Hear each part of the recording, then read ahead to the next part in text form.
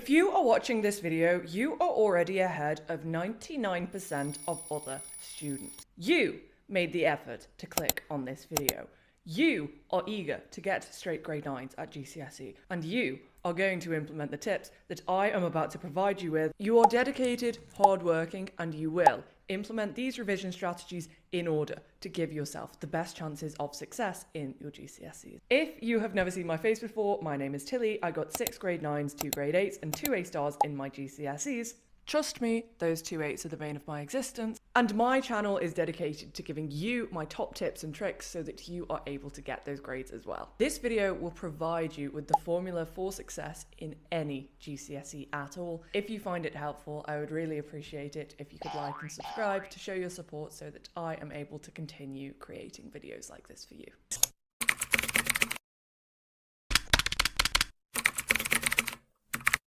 Step number 1.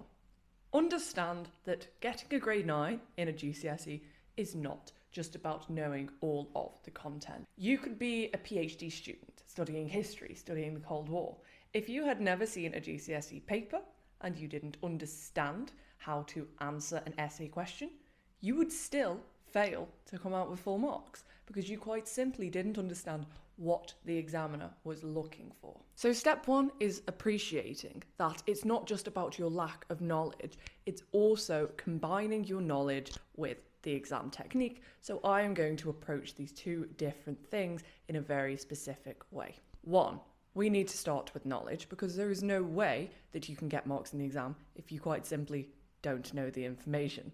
GCSE is very much about breadth rather than depth of knowledge. However, you do need to have an understanding of all of the concepts that you touch on.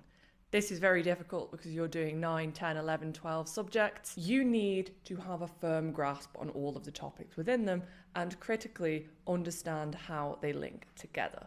I would recommend compartmentalising what you learn into one of 2 categories initially. So 1, we have our essay-based subjects, we have our English literature, we have our history, we have our English language, religious studies, and so on. And then we have our quantitative subjects, maths, science. Of course, there are subjects that incorporate both quantitative and qualitative elements, particularly economics, business, and so on. But if you can bucket broadly your subjects into one of 2 categories, you can figure out how to revise for them. Essay-based subjects like, for example, history, there is quite simply just so much content that you need to revise. You need to be utilising revision strategies that help you remember a lot of information. It's not conceptually difficult, but you do need to understand how events link together. You also need to remember key facts and dates. So I would recommend for these dense essay-based subjects, focus on mind maps, focus on blurting, flashcards for key dates. Any revision strategy that works for you, just recognise the importance of covering content you're not currently doing in the class, particularly for those essay-based subjects, because you will tend to cover one topic and you'll go on to the next and the next. So when you're doing Buddhism in religious studies, you won't be touching Christianity, for example. So when you're revising for these subjects, getting the content to your head, making sure it sticks in there for the long run. It's about covering what you're not currently doing in the class. Moving over to quantitative subjects, your STEM, I would recommend understanding everything down to a T. Being able to boil everything down to your quantitative subjects, make sure you thoroughly understand everything as you go along. Because the difference between maths and history, for example, is that what you're doing in Elizabethan England in history bears little to no relevance at all to what you're doing in the Cold War. However, what you do in 1 month in maths is going to be critical to understand what you do the next month. Everything really builds on each other. Of course, you have your different topics, you have statistics, you have geometry, you have numeracy. However, at its core, you really do need to understand everything because everything is so interlinked in maths. The way I recommend you do this is incorporating a lot of exam practice from day 1 to make sure you are developing this toolkit, this scientific toolkit, this mathematics toolkit. Use flashcards, particularly for definitions in science, particularly for formulas in maths, and make sure you are asking the question why in the class. The key thing that gels all of these subjects together is the fact that you really do need to understand why. whether it be why Lady Macbeth behaves the way she does in Macbeth, why the power rules work the way they do, or why a number to the power of 0 equals 1. Understanding that core fundamental reason why will help you in answering those most difficult exam questions. They will help you form the best responses. But overall, if we look at every GCSE subject, you need to know everything that is on the specification. The specification, a document outlined by your exam board that just outlines everything that you need to know. You can find this on your exam board's website. Your teacher may give it to you, but you can find it yourself. All you need to know is which exam board you're on. Is it AQA? Is it EdXL? Is it OCR, for example? You need to make sure you know everything that's on the specification. You don't need to know the things that are not on there. Your teacher may have taught something that isn't on the spec, and you don't really need to know it. If you didn't get it, it doesn't matter. Not all teachers teach things in the exact same way, but always referring back to that specification after a lesson, after a revision session, to make sure there is no stone left unturned. Now, most students leave it at that. They think, okay, if I know all of the content for science, of course I'll get all the marks. Wrong.